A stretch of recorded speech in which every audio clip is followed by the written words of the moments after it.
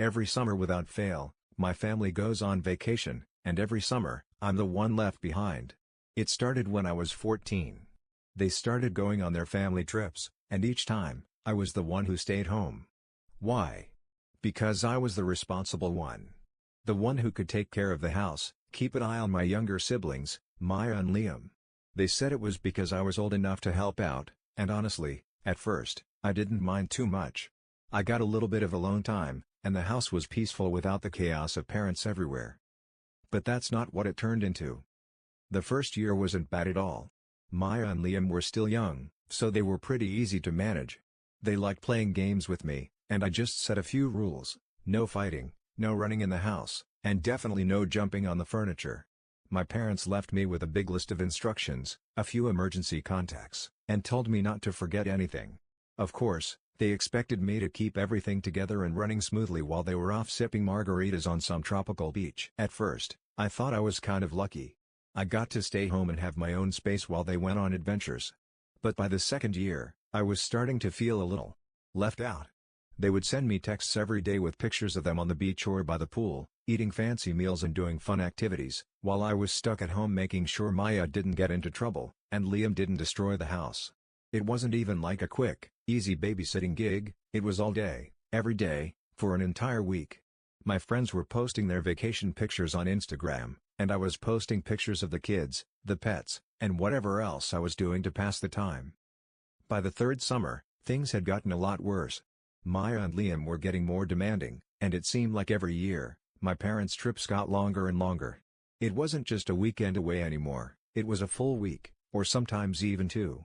And while they were off having the time of their lives, I was left to deal with whatever chaos the kids caused. I didn't get to do anything fun or relax. I was stuck in the house, cleaning, cooking, and running errands. The worst part? They didn't even offer me anything in return. No thank yous, no we really appreciate you taking care of everything, nothing. They'd come back, tell me about their trip, and go on with life like nothing ever happened. I couldn't understand why they just assumed I'd want to stay home every year. Why couldn't they get a babysitter?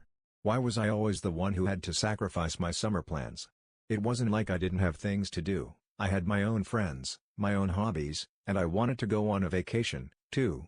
But instead, every year, I was stuck at home feeling like I was missing out on life. By the fourth summer, I started getting really resentful.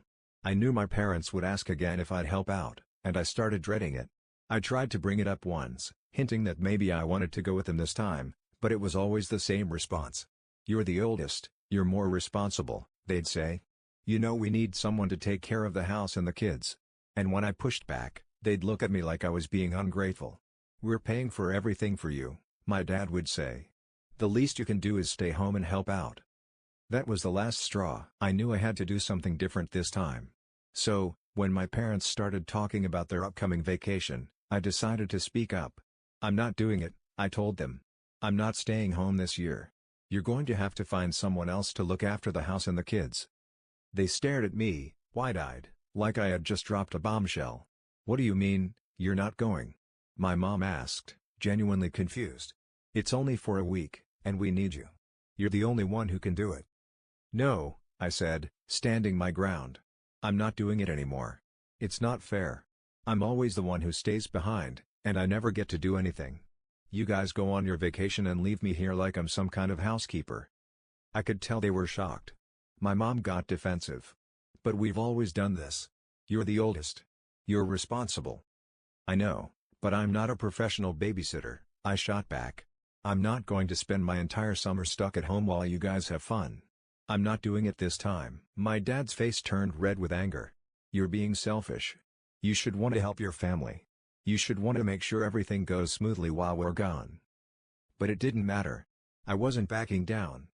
The next few days were awkward. My parents tried every trick in the book to get me to change my mind. They promised me extras when they came back, maybe a new phone, a trip to a concert, or some money. But I wasn't interested. I wasn't looking for a bribe, I just wanted them to understand that it wasn't okay to take me for granted. Things started to get tense. My mom stopped talking to me as much, and my dad got even more frustrated. I could see how much they were relying on me, but I knew I couldn't keep doing it. I felt guilty, but deep down, I also felt empowered. It was time for me to put myself first for once. Finally, my parents hit me with a new idea. What if they paid me to babysit? I almost laughed. Paying me? Seriously? As if that would make it okay. How much? I asked, trying not to sound too sarcastic. $100 for the week, my dad said, a little too smugly. Is that enough to convince you? $100. For an entire week of taking care of the house, cleaning, cooking, and looking after the kids. I was insulted. Keep your money, I said, pushing the offer away. You can hire a babysitter. I'm not doing it. They weren't happy with that response, and it felt like everything was getting worse. But I didn't care anymore. It was time for me to stand up for myself. The day they left, I felt a sense of relief I hadn't experienced in years. The house was quiet, and for the first time in ages, I didn't feel like I was being smothered by their expectations. My parents, with their bags packed and their excited smiles, left without me, leaving me in my space, free to do whatever I wanted. I immediately called my best friend, Lily, and we made plans to hang out for the next few days. I told her about the drama, how I had finally stood up for myself and refused to babysit again. At first, she thought I was joking. She couldn't believe I actually turned them down. But then she was all in, saying it was about time I did something for myself. That first day, I did whatever I wanted. I stayed up late watching movies, I ate all the junk food I never got to have when they were around, and I went to bed without having to worry about anyone else. It felt like a mini vacation of my own, and it was exactly what I needed. No pressure, no rules, just freedom. But as the days went by, things started to feel weird. I noticed how quiet the house was. There were no loud sibling arguments, no cries for help when Maya needed help with her homework.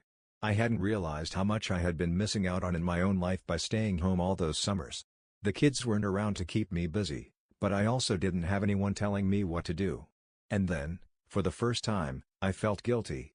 Maybe I had gone too far. It wasn't like I hated my siblings. Maya and Liam were actually pretty cool most of the time, even though they could be annoying.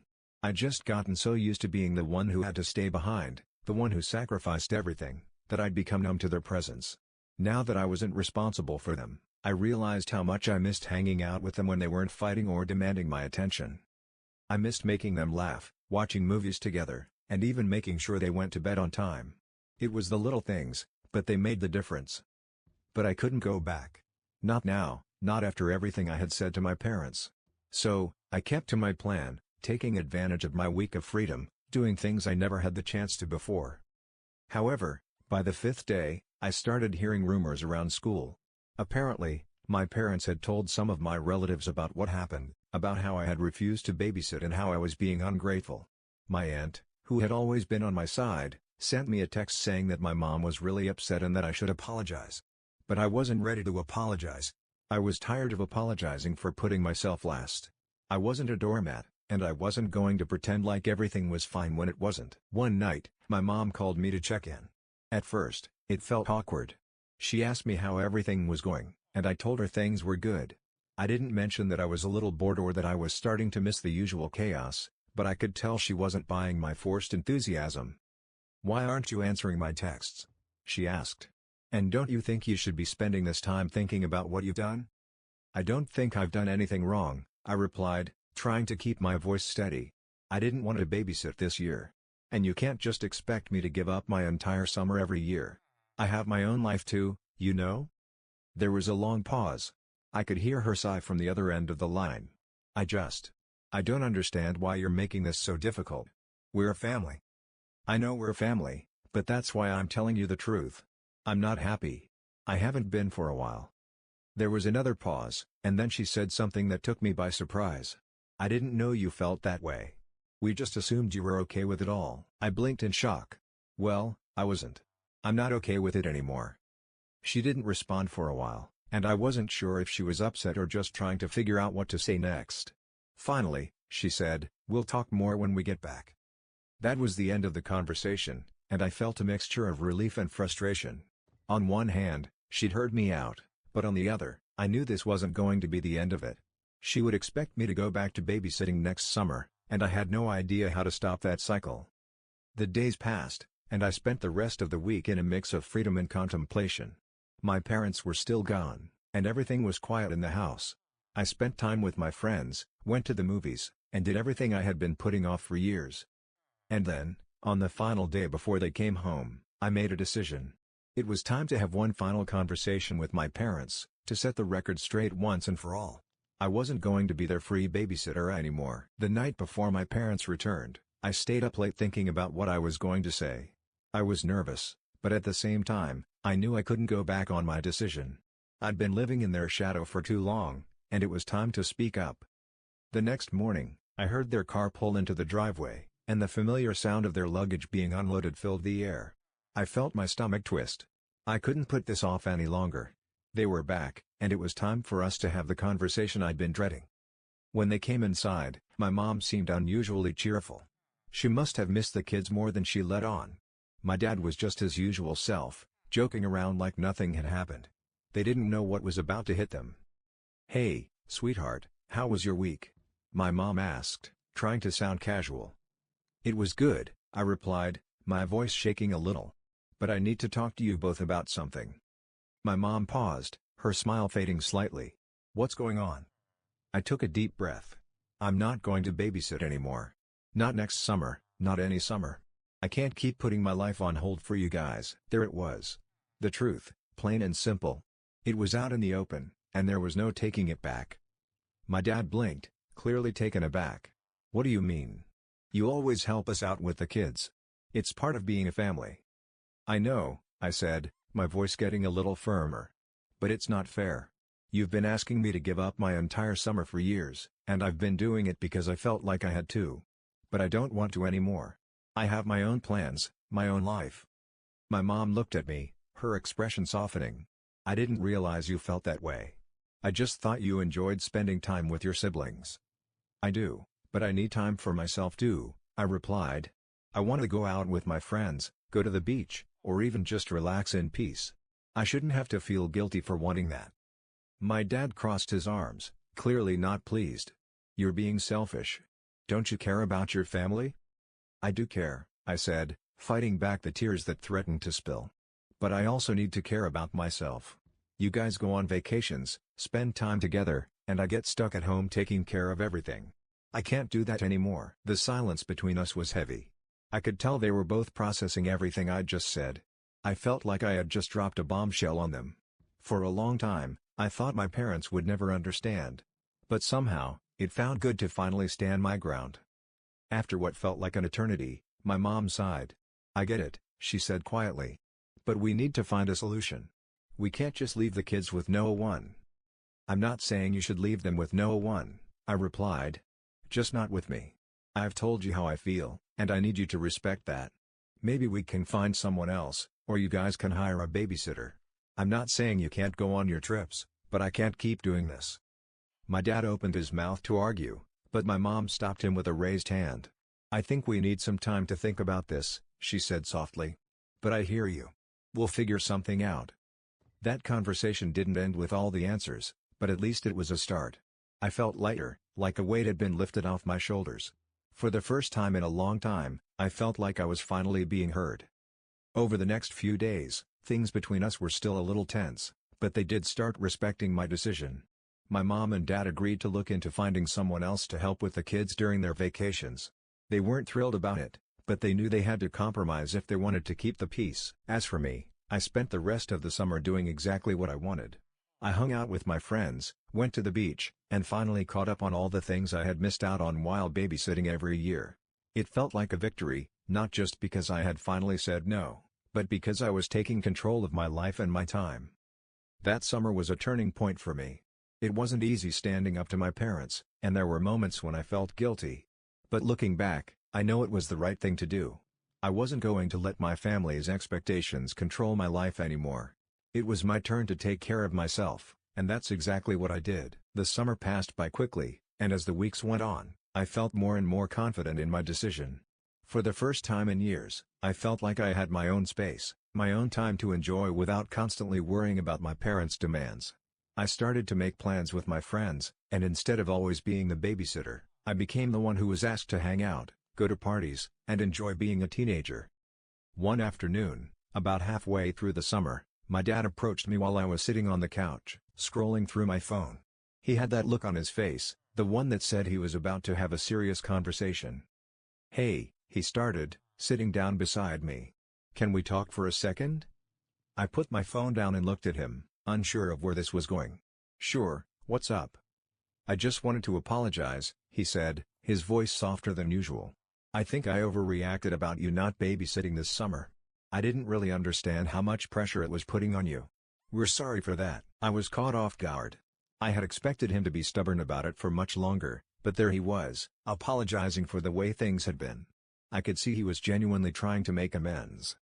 "I appreciate that," I said, trying not to sound too surprised. It wasn't easy for me to say no, but it was something I had to do. I need to feel like I'm my own person, not just the family's helper. "I get it now," he said, nodding. "We've been so used to you taking care of things that we forgot you have your own life, too." My mom had been standing in the kitchen during this conversation, listening in. When she came over to join us, she gave me a small smile. "Your dad's right. I'm sorry for asking so much of you. From now on, we'll find another way to make things work." I felt a rush of relief, but also a sense of pride. Not just because they were apologizing, but because I had stood up for myself and made them realize that I wasn't just there to fill a role. I was their daughter, and I deserved to live my life too. That evening, we sat down as a family to have dinner, and the conversation shifted to lighter topics. It was strange, almost surreal, how much things had changed in such a short amount of time. No more discussions about babysitting, no more feeling like my plans were an afterthought. As the summer came to a close, I found myself in a better place mentally. I wasn't just the responsible older sibling anymore. I had proven that I was more than capable of living my own life, and my parents respected that. We still had our disagreements, but the balance felt different now. I wasn't the default choice to sacrifice my time for their convenience. I wasn't invisible anymore. Looking back, I realized that standing up for myself wasn't just about saying no to babysitting. It was about asserting my own needs, my own desires, and making sure that I wasn't just a secondary character in the story of my family's life. I was the lead role, and I deserved to live my own adventure. In the end, it was a small victory, but one that mattered. I'd finally learned to take control of my own life, and in the process, my relationship with my parents became stronger. They learned that I was capable of more than just taking care of things for them. And I learned that sometimes, standing up for yourself means letting go of guilt and embracing the freedom to be who you truly are. By the time school was about to start again, the tension that had once been between my family and me seemed to dissolve.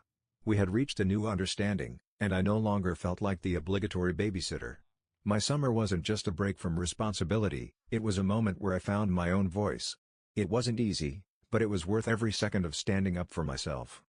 As I headed back to school, I carried with me a newfound sense of confidence. I knew that my voice mattered, and that if something didn't feel right, I had the power to change it. The summer I said no was the summer I realized I was allowed to have my own life, separate from the roles others expected me to fill. And as for my parents? They started to recognize that I wasn't just there to serve them. I was growing up, and it was time they acknowledged that I had my own dreams, my own future to build. Maybe, just maybe, it was the start of something new, something better for all of us. So, that's how my summer went. I finally stood up for myself, and it changed everything. If you've enjoyed this story, consider subscribing and liking the video for an update.